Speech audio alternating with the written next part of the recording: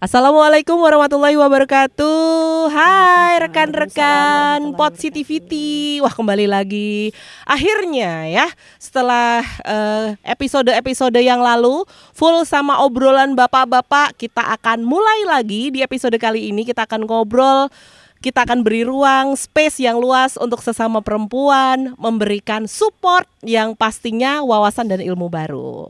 Nah, hari ini saya Wening akan ngobrol langsung. Di sebelah saya ada Teh Helma, ada Teh Arum. Assalamualaikum. Waalaikumsalam warahmatullahi wabarakatuh. Iya, akhirnya kita bertiga on frame di Positivity. Ini walaupun sebenarnya judulnya podcast orang positivity, tapi tamu kita kok enggak ya? Enggak ada. Kurang pas. Gak apa-apa, ya udahlah, gak apa-apa.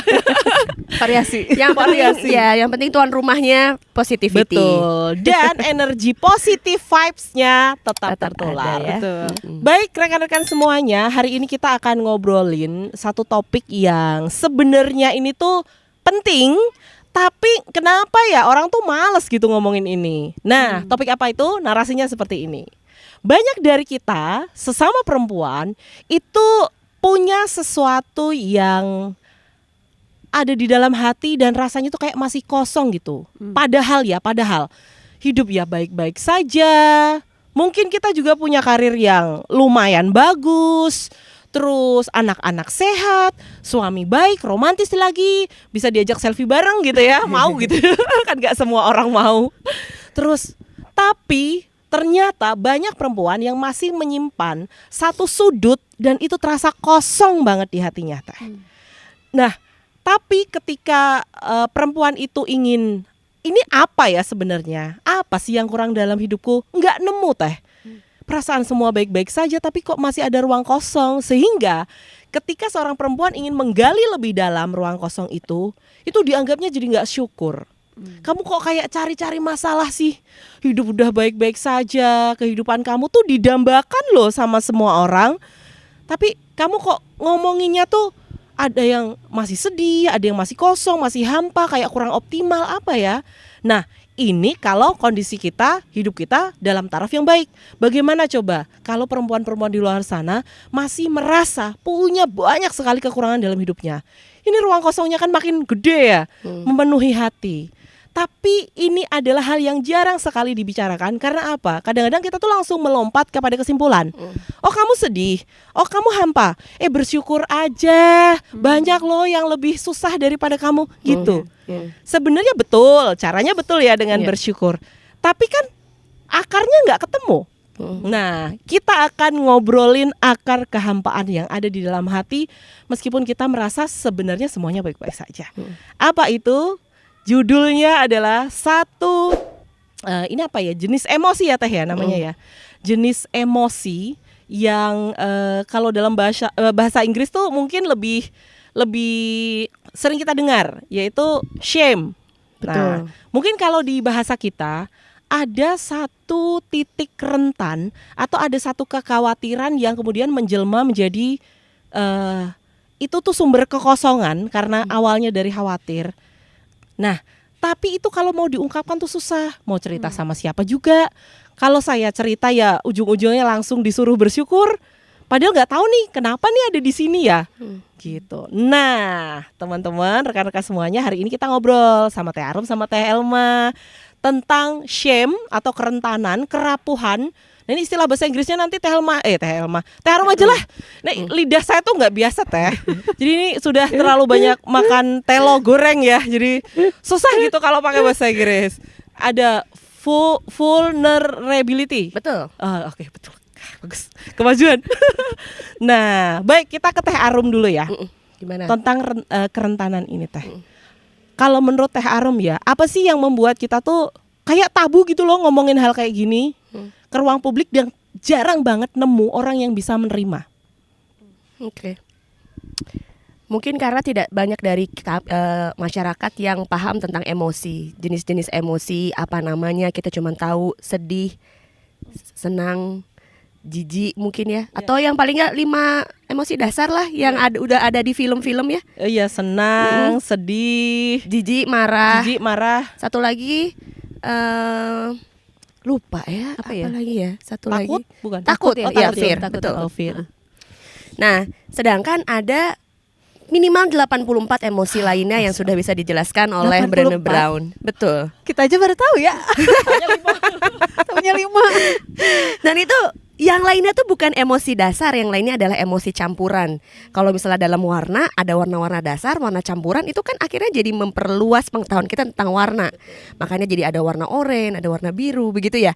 Nah, dengan demikian ketika ada emosi-emosi campuran yang lainnya, kita harus kasih nama itu apa. Nah, karena bahasanya tidak ada bahkan di masyarakat kita, sehingga kita merasa bahwa itu bukan sesuatu hal yang jamak untuk dibagi gitu, karena bahasanya tidak ada gitu.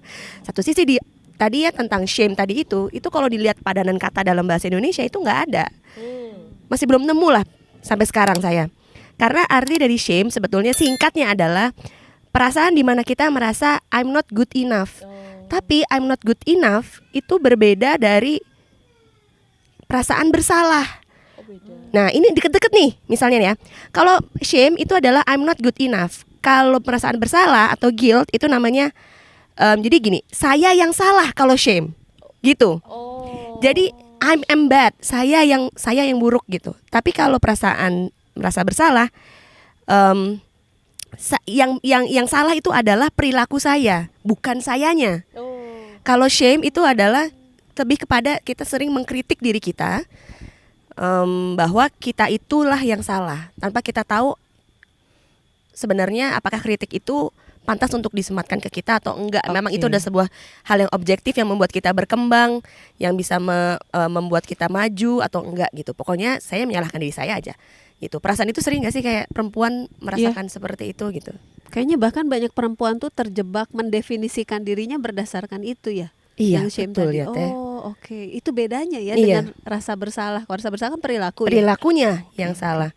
Jadi kenapa jadi jarang diobrolin? Pertama, bahasanya belum ada, belum jamak di masyarakat kita. Makanya ketika kita bilang bahwa itu universal dirasakan oleh semua orang, sehingga kita bisa saling berbagi itu, bahwa saya punya, Teteh punya, Mbak Wening juga punya, dan itu hal yang wajar. Sehingga kita jadinya menerima diri kita bahwa kita punya itu, sehingga untuk masuk ke dalam tahapan bersyukur jadi lebih siap.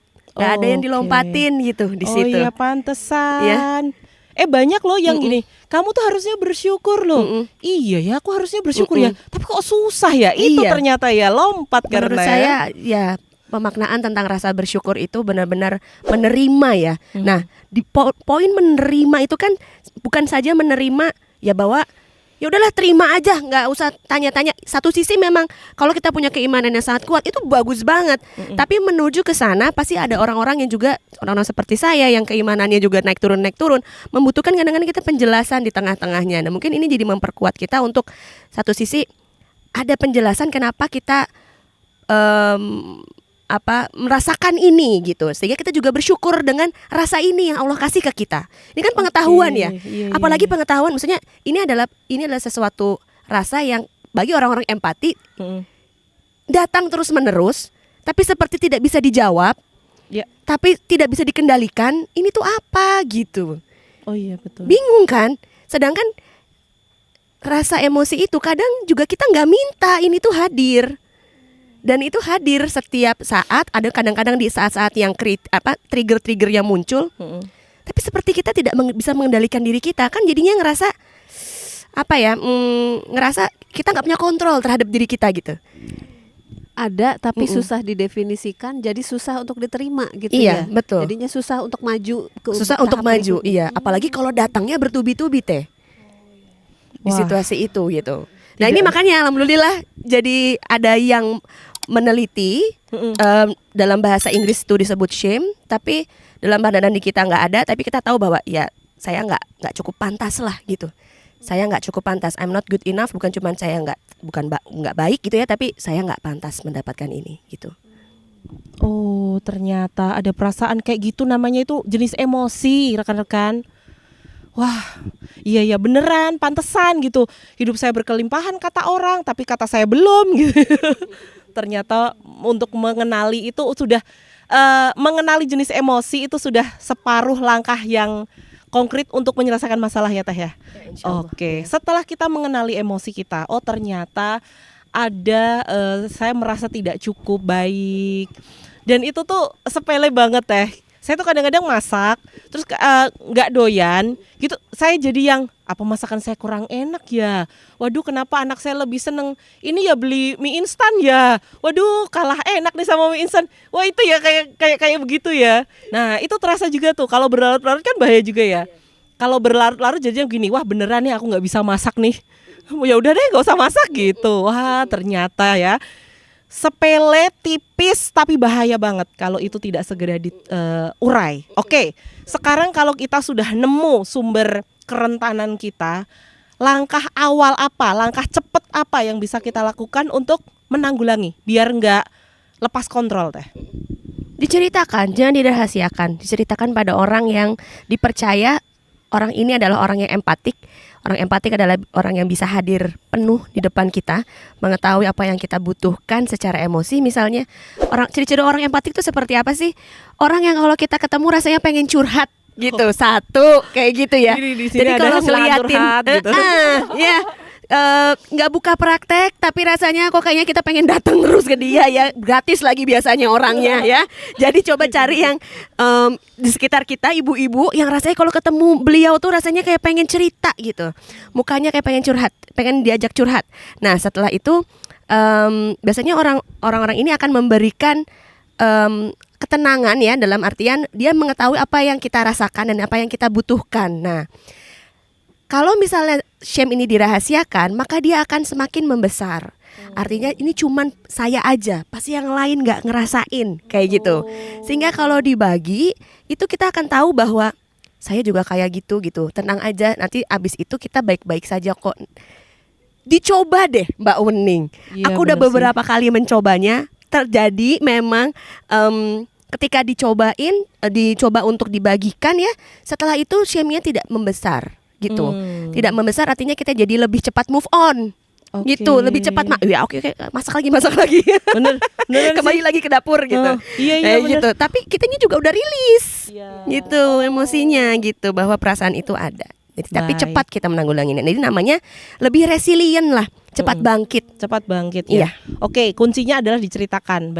Bolehlah kalau paling cepat ada pasangan ya pasangan dulu. Kadang-kadang saya curhatnya sama anak. Ini kenapa sih pada gak makan gak enak ya gitu. Itu betul banget Mbak Wening. Iya, betul sekali. Itu kan mau ngomong nggak enak ya, berarti kan kita siap terhadap jawaban iya nggak enak gitu kan. Bener. Daripada Jadi, dia yang ngomong duluan, saya yang nanya gitu ya. Itu berarti Mbak Wening juga sudah percaya bahwa ya apapun yang diceritakan oleh anak ini saya terima nih Ya, jawabannya betul. seperti apa gitu. Oh ternyata begitu, sesimpel itu. Oh jadi beneran nih. Ini kayaknya kadang-kadang mindset ibu itu Wonder Woman, ibu itu kuat, ibu itu pokoknya menteri segala urusan. Itu kayaknya harus hati-hati kita ya. Jadi kayak jadi malu gitu loh kalau ada kekurangan atau ada kerentanan terus kita mau cerita tuh, aduh kayak nggak pantas deh saya ngeluh, namanya ibu-ibu pasti begini. Kadang nggak boleh gitu juga ya Teh ya. Oh alah. Apalagi kalau mindsetnya perempuan, emang kita kan emang harus jadi super mom ya. Oh, iya bener. Segala bisa, tahan di segala cuaca gitu ya. Aduh. Tahan banting gitu. Padahal kita lagi pilek ya ini ya. Baik. Oke Teh Arum. Jadi harapannya setelah shame itu tidak membesar, apa sih yang bisa impactnya gitu loh Teh. Kalau shame itu terus membesar, terus dibiarkan, impactnya tuh bisa sejauh apa sih? Impactnya adalah kita punya self concept yang sama dengan kritik kita terhadap diri kita.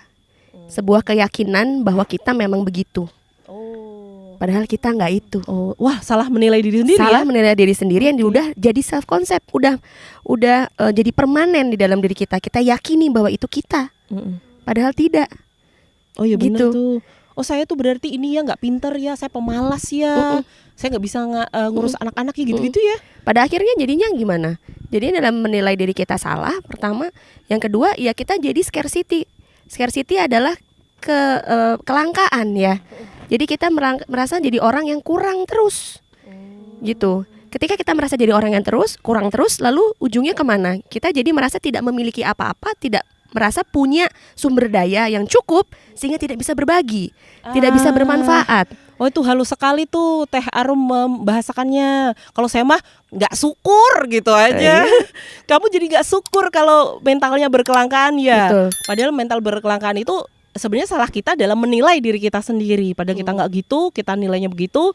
Jadinya Allah udah ngasih semuanya banyak-banyak nggak kelihatan deh. Jadi kalau misalnya bagi kita nih Mbak, praktisi talent mapping, kalau ujung-ujungnya udah nggak bermanfaat, sebenarnya kan itu masalah yang sering datang ya ke kita ya. betul. Karena kita semua fitrahnya adalah ingin bermanfaat. Mm-mm. Jadi ya kalau misalnya kita hidup dan merasa tidak bermanfaat, ya kosong hidupnya. Pantesan. Pasti akan selalu merasa kurang, selalu merasa kosong, selalu merasa kayaknya hidup tuh apa ya, tidak bermakna gitu Betul. kan.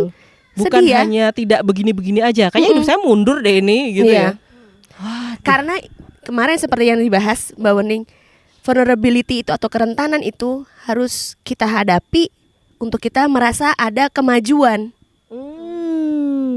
Gimana kita mau maju kalau kita nggak mau melihat ada resiko di dalamnya? Tidak ada ketidakpastian yang kita ambil. Betul. Gitu. Misalnya, saya mau menikah, ada kemungkinan nggak kita akan bercerai? Kan ada. Tapi apakah kita ambil itu, kan kita nggak mikirin tentang itunya, Ya. ya kan? Nah di situ ada vulnerability sebenarnya. Jadi setiap langkah di mana ada kemajuan dan itu adalah sebuah kepastian dari kehidupan ya. Itu kan kita butuh progres gitu dalam perjalanan kehidupan ini. Ya di dalamnya pasti ada, kita ambil resiko di dalamnya, ada ketidakpastian. Disitulah terjadi yang namanya kerentanan. Di dalam kerentanan itu tersembunyi satu emosi yang sangat dalam, yang sangat rahasia bernama shame. Walah. Itu kira-kira kalau mau diruntutkan. Waduh. Gitu. Jadi kita bahas satu bahasa aja, bahasa Emosi emosi saja, satu kata emosi saja itu sudah bisa menjelaskan banyak hal yang terjadi di ruang hampa di dalam diri kita ini loh, yang masing-masing kita sebenarnya punya. Bener ya. Susah gitu didefinisikan nih apa sebenarnya sih, tapi nggak hilang-hilang gitu ya. Ya Allah, ternyata begitu, Masya Allah. Ilmu baru ya rekan-rekan ya. Jadi yuk coba-coba digali lagi nanti, cari waktu yang tenang, digali lagi kerentanannya apa. Mungkin ini ya ditanya, ngobrol dengan diri sendiri dulu. Kenapa aku merasa begitu? Ada situasi apa? Responku sebenarnya bisa memilih apa aja sih. Misalnya tadi aku marah, harusnya kan aku bisa aja ngerespon dengan lebih tenang atau lebih apa gitu ya. Nah kalau sudah tenang, sudah banyak ngobrol sama diri sendiri, mungkin nanti kita bisa jadi bisa melihat lebih dalam tentang diri kita, kerentanan apa dan mana yang siap kita ceritakan untuk supaya dia tuh nggak membesar gitu. Supaya kita tuh punya temen gitu dalam menghadapi shame. Oke, tadi Teh Harum sudah notice tentang kemajuan, tentang kebermanfaatan. Oke, kita pindah ke Teh Elma dulu. Nah, Teh Elma, ngomong-ngomong soal kebermanfaatan, bisa nggak sih, gimana caranya kalau saat ini saya tuh kondisinya masih acak-acakan Teh, secara dalam batin gitu ya, masih banyak yang belum bisa saya selesaikan, urusan sama diri saya sendiri aja belum kelar gitu Teh. Gimana sih caranya saya bermanfaat gitu, bisa nggak sih Teh? Ya, kalau saya merasa bridgingnya ya dengan tadi Teh Arum cerita tentang kerentanan ke pertanyaannya Mbak Wening, yang mana pertanyaan Mbak Wening ada pertanyaan sejuta umat ya, semua perempuan mengalami kebingungan seperti itu dalam kondisi acak-acakan, masih insecure, emang saya bisa bermanfaat gitu ya. Nah kalau saya recall sendiri, memori sendiri ya, di momentum ketika sedang merasa benar-benar berantakan gitu ya, terus saya mendapati satu momen begini, saya tahu kondisi saya berantakan, acak-acakan, berada terjebak dalam banyak masalah yang don't know what to do, tapi juga merasa powerless gitu ya untuk memperbaikinya. Termasuk itu sudah sampai ke dalam diri sendiri gitu ya. Kayaknya kok saya ngerasa powerless di dalam diri saya, ada perasaan gini kok kan jadi bawaannya kepikiran dan perasaan penuh, tapi nggak tahu harus mulai dari mana. Boro-boro bisa mikir bermanfaat gitu ya. Terus akhirnya yang saya ingat waktu itu adalah oke, saya terima situasinya begini. Kalau saya tidak terima situasinya begitu, ternyata saya jatuhnya jadi mempertanyakan, kenapa saya harus ngalamin kayak gini sih? Kenapa situasi seperti ini terjadi pada saya sih? Kenapa orang berperilaku begini ke saya sih? Kenapa orang itu ngomong ke saya gini sih? Dan kenapa? Tapi tendensinya tuh mengeluh dan tidak terima. Itu. Nah, ketika saya menyadari, ternyata kok saya malah nada kalimatnya itu adalah tidak terima ya. Sehingga saya mempertanyakan. Maka dari situ saya berpikir, kayaknya bukan ini yang Allah mau. Kayaknya. Karena kalau kalau kita ingin berpikir bermanfaat, yang mana itu adalah perintah Allah ya, maka kan berarti fokusnya mestinya seperti cara Nabi ya. Waktu Nabi Ibrahim mengantarkan Hajar dan Ismail ke padang pasir, Betul. kan Hajar bertanya, pertanyaannya, kamu mau ninggalin kami di sini? Nadanya nggak begitu. Nadanya, apakah kau akan meninggalkan aku dan anakmu di sini? Nadanya netral. Terus Nabi Ibrahim mengangguk. Pertanyaan keduanya Hajar itu bukan, kamu tuh mikir apa sih kok ditinggal di sini? Toh ini tuh padang pasir, nggak ada tempat berteduh, nggak ada sumber air, bukan gitu. Apakah ini ada perintah Allah? Gitu. Terus Nabi Ibrahimnya mengangguk. Terus, oh kalau ini adalah perintah Allah, maka saksikanlah Allah tidak akan menyanyiakan kami dan kau akan dapati kami golongan, termasuk golongan orang bersabar, berangkatlah. Saya tuh memikirkan kalimat itu untuk kemudian shifting dari mempertanyakan itu, bentuk berikutnya apa sih yang harus saya ambil supaya saya nggak terjebak di mempertanyakan. Saya mencoba berpikir kenapa ya Hajar jawabnya gitu. Oh, dia memilih untuk tidak mempertanyakan, dia memilih untuk bertanya. Oke. Nah menurut saya di situ kunci bedanya, sehingga orang yang sedang merasa berantakan pun dia jadi bisa bermanfaat kalau dia bisa berhenti mempertanyakan, yang mana ada tendensi mengeluh, dan dia memilih bertanya. Kalau bertanya itu begini, ya Allah, Engkau Maha Tahu, aku tuh lagi berantakan. Dalam diri saya tuh semuanya tercerai-berai, semua perasaan saya tidak menentu, saya merasa tidak berharga, saya merasa useless dan lain sebagainya. Kalau saya ingin bermanfaat, bagaimana caranya ya Allah? Tunjukkan pada saya caranya menerima. Nah itu kan jadi ada sikap, perasaan, oh oke, situasinya memang begini. Terus kita jabarkan satu-satu, artinya kita mengakui kejadiannya, mengakui perasaan kita gitu kan. Kita sendiri yang memvalidasi benar ternyata masalahnya berat. Dan kita ketika berdoa, kita jadikan Allah sebagai saksi, benar kok ya Allah berat gitu. Dan gak ada kalimat, kok aku dikasih yang berat gini sih ya Allah. Nah, itu kan berarti gak terima ya. Tapi kalau bertanya, oke, Allah benar situasinya berat, so what's next? What should I do gitu.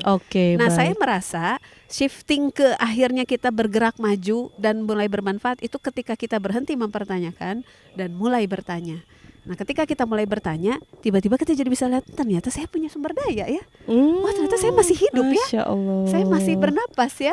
Saya masih sholat ya. Oh ternyata masih ada orang yang sayang sama saya ya. Oh ternyata saya masih punya rasa, kayaknya saya punya sesuatu untuk bermanfaat buat orang lain ya.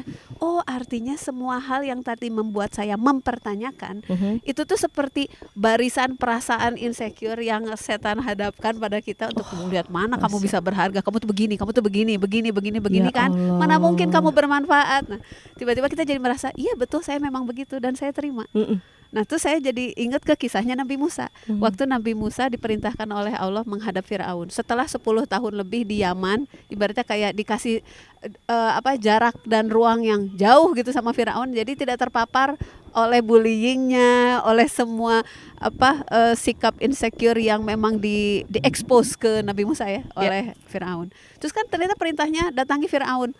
Saya harus datangi orang yang ngebully saya. Dan bukan hanya ngebully saya, itu ngebully sedunia gitu ya. Karena Firaun orang terkejam sepanjang sejarah.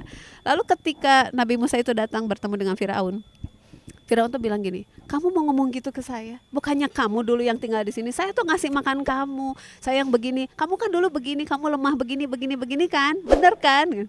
Coba bayangkan, di hadapan tugas kita, di mana kita harus ngomong sesuatu ke orang, orang itu merendahkan kita. Dan memang kalimat-kalimatnya valid. Betul, saya dulu tidak berdaya, dia yang ngasih makan. Saya dulu tidak punya apa-apa, dia yang ngasih dan sebagainya.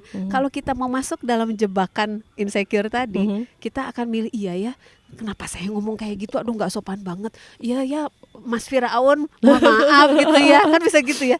Tapi ternyata caranya Nabi Musa adalah, betul, saya terima bahwa dulu saya mengalami semua hal yang rentan tadi dan kamu datang untuk menolong, itu semua betul, saya terima. Dan betul bahwa saya pun pernah dalam posisi salah, karena waktu sebelum Nabi Musa menyelamatkan diri ke Yaman itu kan Nabi Musa tidak sengaja membunuh salah seorang tentaranya Firaun. Betul, dan saya akui semua kesalahan saya dan Allah mengampuni saya. Nah, ketika Allah mengampuni saya tidak lagi mempertanyakan, saya sudah nerima semua hal yang rentan tadi. Betul ya Allah, so what's next, what to do?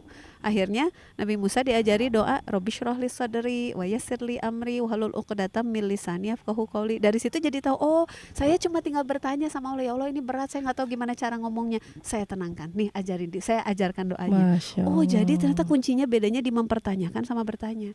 Setidaknya yang saya alami dulu, oh ketika saya memilih, ya Allah saya berhenti mempertanyakan. Saya masih ingat waktu saya berdoa tuh kalimatnya gitu, ya Allah saya memilih berhenti mempertanyakan dan saya mau mulai bertanya. Nah ketika Oke. mulai bertanya, barulah kelihatan semua sumber daya, potensi, kesempatan. Baru kelihatan yang tadinya sebenarnya nggak hilang ya, masih ada di situ, Oh, cuma nggak kelihatan sama nggak kita. kelihatan. Karena mata kita tertutup dengan yang tadi gitu. Baik, Nah, Masya jadi Allah. saya jadi nangkep penjelasan Teh Arum tadi, betul ya, diceritakan, diterima. Oh iya betul banget, karena kalau kita menceritakan menerima, kita jadi bisa berpindah tempat dari mempertanyakan ke bertanya itu. Tapi kalau kita nggak pernah cerita, kita nggak benar-benar sadar apa saja yang melingkupi kita sehingga rasa shame itu ada dan melekat. Nah ketika kita cerita, kita jadi bisa mulai, iya ya, kenapa saya mempertanyakan itu ya. Nah jadi bisa masuk ke bertanya. Begitu saya Oke. lihat sih sebenarnya para nabi dan rasul itu menghadapinya dengan begitu juga. Oke, baik, Begitu. Masya Allah. Ternyata sudah dicontohkan ya. Iya. Kita nggak aware gitu ya sama kisahnya. Dengerin cuma gitu aja. Oh ternyata maknanya tuh mendalam sekali. Dan itu seperti panduan hidup juga. Terutama bagi para perempuan yang di tengah gempuran berbagai informasi. Terus orang tuh sekarang kan bikin opini tuh kayak jadi rules public gitu loh Teh. Orang tuh harus begini. Nah kita kan bingung ya. Nah ini mana yang perlu saya jadikan dasar mengambil keputusan, bersikap. Nah gitu-gitu Teh. Karena ini kaitannya sama opini, namanya juga opini ya. Betul. Artinya setiap orang boleh punya argumennya masing-masing, karena setiap orang tentu punya pikirannya dan perasaannya sendiri.